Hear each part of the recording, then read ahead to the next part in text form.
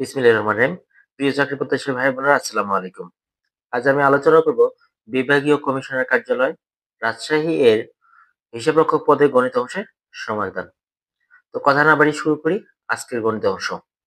এখানে একটি প্রথম প্রশ্ন বলা আছে যে একটি লঞ্চের ডেকের যাত্রী সংখ্যা কেবিনের যাত্রী সংখ্যার 4 গুণ অপেক্ষা 2 জন বেশি। একটি লঞ্চের ডেকের যাত্রী সংখ্যা কেবিনের যাত্রী সংখ্যার 4 গুণ অপেক্ষা 2 জন বেশি। মাথাপিছু কেবিনের ভাড়া ডেকের ভাড়া দ্বিগুণ।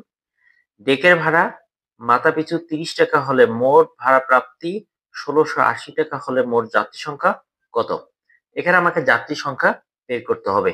তাহলে আমরা দেখি যে এখানে কি বলছে যে ডেকের যাত্রী সংখ্যা কেবিনের যাত্রী সংখ্যা 4 গুণ অপেক্ষা 2 জন বেশি।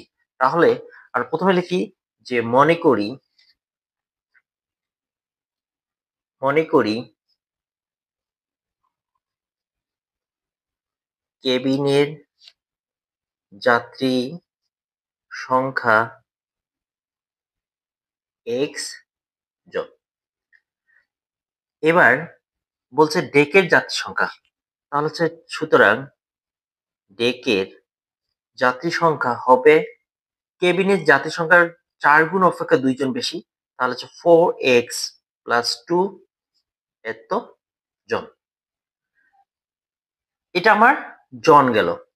এখন আমার ভাড়ার হিসেবটা দেখি যে ডেকের ভাড়া মাথাপিছু 30 টাকা হয় আর কেবিনের ভাড়া ডেকের ভাড়ার দ্বিগুণ। তাহলে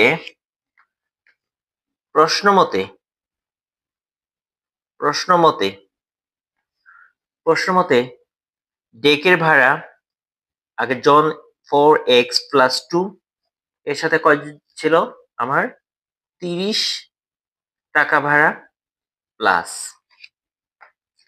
তারপর হচ্ছে কেবিনের ভাড়া ডেকের ভাড়া দ্বিগুণ। ডেকের ভাড়া হচ্ছে 30 এর সাথে 2 গুণ ইন্টু x সমান টোটাল ভাড়া হচ্ছে কত 1680। বা আমি যদি এটা গুণ করি 120x plus 60 plus 60x equal 1680, 1680 টাকা। বা আমি যদি এটা ওইদিকে যোগ করি তাহলে হচ্ছে 180x ইকুয়াল, এটা যদি ওইদিকে নিয়ে যাই বিয়োগ করি তাহলে হচ্ছে 1620। বা x সমান 1620 ভাগ 180। আমি যদি কাটাকাটি করি তাহলে সুতরাং x সমান, এটা যদি কাটাকাটি করি তাহলে হচ্ছে 9। তাহলে এটা আমার কেবিনের যাত্রী সংখ্যা। সুতরাং কেবিনের যাত্রী সংখ্যা 9 জন। এবার ডেকের যাত্রী সংখ্যা 4 × 9 + 2 জন সমান 4 নং 36, 36 আর 2 38 জন, 38 জন। আমার প্রশ্ন বলছে যে মোট যাত্রী সংখ্যা কত? সুতরাং মোট যাত্রী সংখ্যা 9 + 3 30 জন সমান হচ্ছে 47 জন। এটা আমার অ্যান্সার।